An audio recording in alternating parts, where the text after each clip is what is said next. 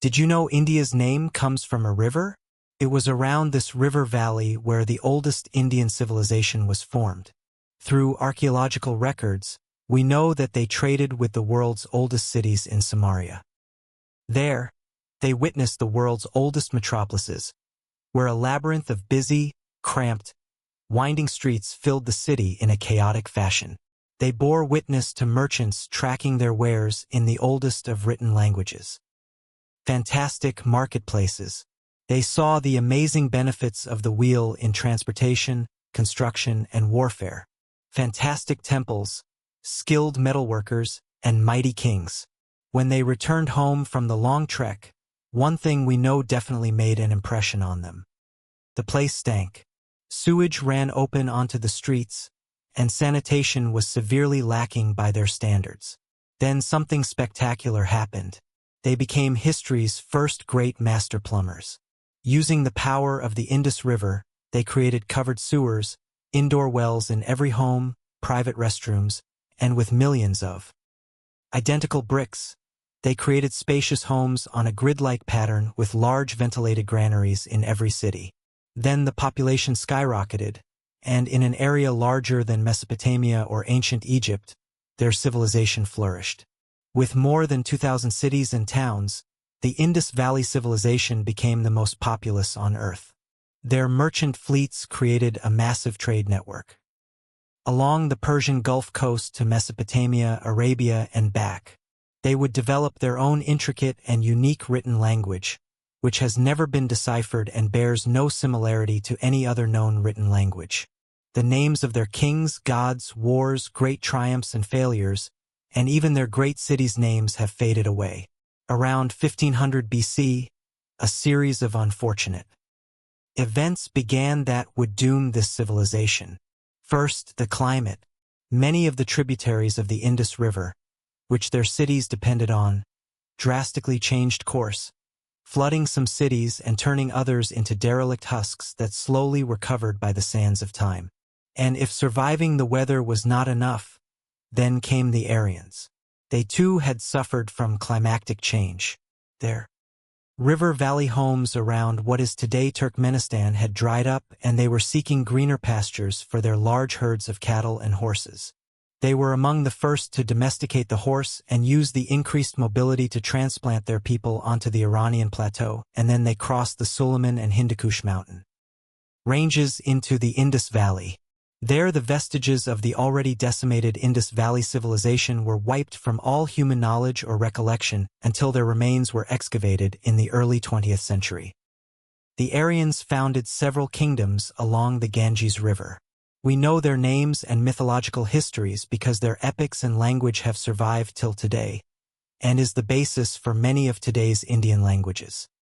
Throughout the period known as the Vedic Age, these Aryan kingdoms would constantly wage war on each other. During this time, the Hindu faith developed alongside the Mahabharata, the longest poem ever written. Some have compared this work to the impact of the Bible, Quran, and the epics of Homer. A social class or caste system would also develop during the Vedic Age. At the top were the Brahmins or priests. Below them were the Kshatriyas, the ruling warrior and kingly class. Then came the Vaishyas, the skilled workers, merchants, and minor officials. The Shudras were the lowest class and consisted of unskilled workers. People were expected to eat with and marry within their own caste.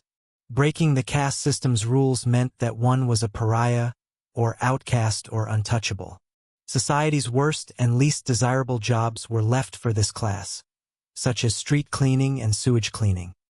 In 518 BC, the Persian-accompanied empire's armies would cross the Hindukush mountains, as their Aryan cousins had done 1,000 years before, and subjugated the myriad of principalities that dotted the western Indus Valley.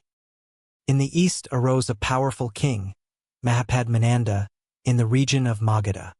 He was a son of a king, but he was considered of low birth because of his mother who was of the Shudras caste. His rise to power was opposed by his brothers who were of full royal blood. This, however, did not hold him back as he had them eliminated. Mahapadmananda would subjugate kingdom after kingdom, creating a true empire in his own name. He amassed a gigantic army of over 200,000 men, thousands of elephants, and chariots. After Mahapadmananda's death, his son would succeed him to the throne. It was during his reign that Alexander of Macedon conquered the Achaemenid Persian Empire, crossed the Hindu Kush, defeated their vassals and hostile kingdoms in the region. These two empires, however, would not last. Alexander would die young, and the Nanda Empire would soon be overthrown by Chandragupta. Surviving sources written long after his death vary widely on whether he was born a commoner or of regal descent. Also, whether he overthrew the Nanda Empire easily or through a long war of conquest. According to one account, he met Alexander the Great and started his consolidation in the Punjab region, there taking the Greek satrapies and moving eastward. After his death, his son maintained his empire, but it would be his grandson, Ashoka, who would be the most famous king of the Mauryan dynasty. Ashoka was violent and power-hungry as a young man, and according to one source, he killed 99 of his brothers to secure the throne. He would expand his empire east into what is today Myanmar and west to the borders of modern-day Iran and into Afghanistan.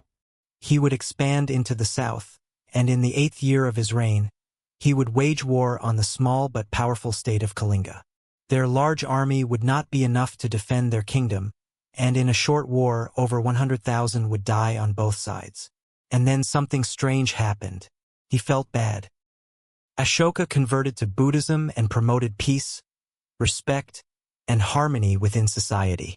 He erected pillars stating his vision for a different type of society all over his kingdom. He ruled out the rest of his 36-year reign in peace and prosperity. However, only 50 years after his death, his empire would fragment into violent chaos once again. Buddhism, which was prevalent in Ashoka's reign, would gradually fade away in India, but thrived in the Far East. Over the centuries, many kingdoms would rise and fall in the Indian subcontinent. The Gupta Empire was considered a golden age for art, architecture, and scholarly pursuits. But none would come close to Ashoka's, until the Mughal Empire. These invaders from the north were descendants of the Mongols. They would propagate Islam in India and rule there for almost 300 years. During the reign of Akbar the Great, he tripled the size and wealth of the Mughal Empire. He was a vicious conqueror, but a just ruler. He would abolish the jizya, the infidel tax on non-Muslims, and elevated non-Muslims to high civil and military positions throughout his kingdom. He built libraries and schools across his realm for both Muslims and Hindus. The Ibadat Khana was a magnificent building that he erected as a meeting house for religious scholars from different religious groups to conduct discussions and peaceful debates on religious beliefs. Muslims, Hindus, Jains, Christians, and Buddhists discussing the finer points could be found there. Could be found Muslims, Hindus, Jains, Christians, and Buddhists discussing the finer points of human existence. After Akbar's death, the Mughal Empire continued to expand. However, over the generations, the empire gradually became less tolerant and was weakened by tension between the majority Hindu population and the Muslim ruling class. Also, increased complacency and corruption, which the ruling class became accustomed to after so many years of prosperity, made them vulnerable. This was a situation that the Dutch, Portuguese, French, and English all sought to exploit. The British East India Company, with their vast private armies, eventually won out, taking control of southern India first, and then gradually extending their influence over the whole subcontinent through extortion, bribery, and military engagements. The Mughal Empire was finally brought to an end in the Indian Rebellion of 1857. This was an insurrection against the British East India Company, which functioned as a sovereign power on behalf of the British Crown. Someone had the not-so-bright idea to issue ammunition wrapped in pig's fat to the company's troops.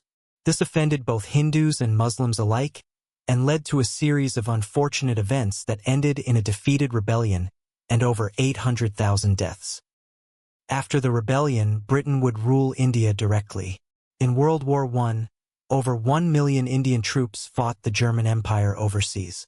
In World War II, the British took volunteers, and by 1945 had raised 2.5 million men, the largest all-volunteer force in history.